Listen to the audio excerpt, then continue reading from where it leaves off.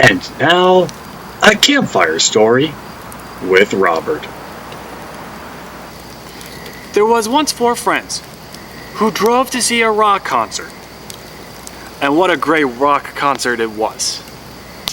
At the end, they walked back to the car,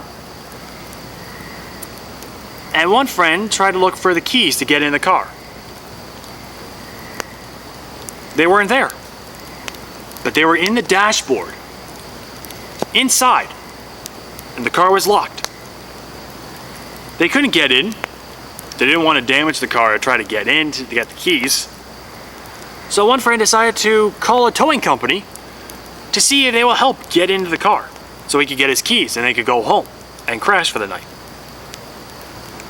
They called the company, asked for identification and insurance and all other identification to say who they are. And they said that the tow truck would be here in about an hour. So they waited outside while people started dispersing and head home. They waited 30 minutes, waited an hour, waited an hour and a half, and so far nothing.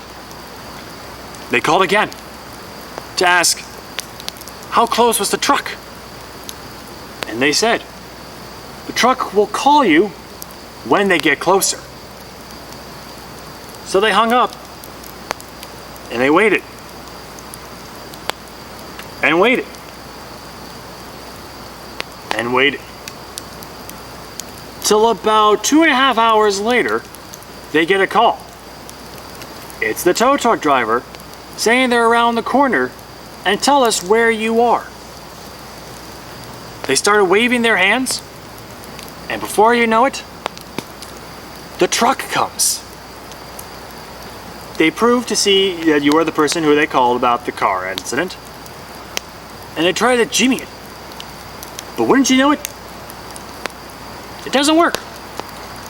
They try another way. And after a couple of minutes on trial and error, it works. The guys are home free, ready to get the job things done so they could go home. Tow truck leaves and everything's fine.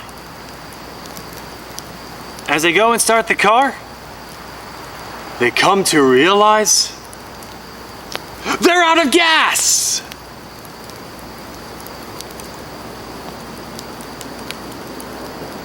So remember, make sure your tank is full before driving anywhere.